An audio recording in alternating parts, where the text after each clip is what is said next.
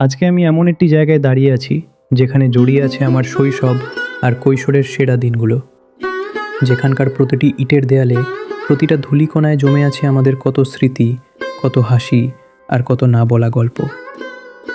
হ্যাঁ, আজকে আমি আছি আমাদের প্রাণের প্রিয় প্রতিষ্ঠান বাবুপুর জিরোতলি ইউনিয়ন উচ্চ বিদ্যালয়। বৃষ্টিতে ভেজা স্কুলের এই বিশাল বড় মাঠটা দেখলে মনেই হয় না এখানে একদিন আমাদের কতটা দৌড়াদৌড়ি, হইচই আর খেলাধুলার গর্জন ভেসে বেড়াতো।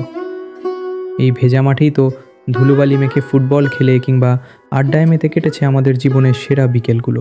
খেলাধুলা শেষে স্কুলের ঠিক সামনের পুকুরটায় গিয়ে হাত মুখ ধোয়া আর বন্ধুদের সাথে গোসল করার আনন্দ কি কোনো দিন ভোলা যায়? আর স্কুলের পিছনের পুকুরটা, ওটা ছিল আমাদের অন্যরকম অনুভূতির জায়গা। শান্ত সেই পুকুর ঘাটলায় বসে আমরা ঘন্টার পর ঘন্টা আড্ডা দিতাম।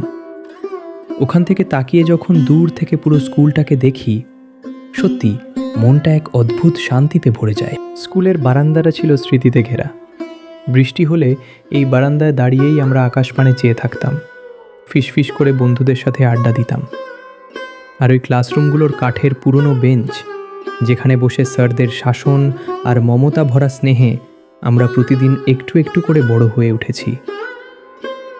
মাঝে মধ্যে টিফিনের ঘন্টা বাজলেই বাকি ক্লাসগুলো ফাঁকি দিয়ে লুকিয়ে পালিয়ে যাওয়ার যে এক চোর পুলিশ আনন্দ ছিল, তা আজও মনে পড়লে মুখে হাসি ফুটে ওঠে। স্কুলের এক কোণে নীরবে দাঁড়িয়ে থাকা আমাদের প্রাণের শহীদ মিনারটা, কত না বলা কথা আর বন্ধুদের সাথে স্বপ্ন বোনার নীরব সাক্ষী হয়ে আজও সে দাঁড়িয়ে আছে।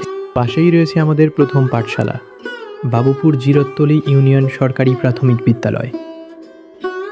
এই বৃষ্টি ভেজা দোলনা আর খেলার জায়গাগুলোর দিকে তাকালে আজও নিজেকে সেই ছোট শিশুটি মনে হয়, যার কাছে আনন্দের একটাই মানে ছিল, টিফিনের ঘন্টা আর খেলাধুলা। সময়ের নিয়মে আজ হয়তো এক একজন এক এক জায়গায় ছড়িয়ে পড়েছি, ব্যস্ততার ভিড়ে সবাই অনেক বড় হয়ে গেছি। কিন্তু আজ এতগুলো বছর পরেও এই বৃষ্টি ভেজা দিনে আমাদের হৃদয় জুড়ে শুধুই ভেসে ওঠে সেই চেনা দিনগুলো।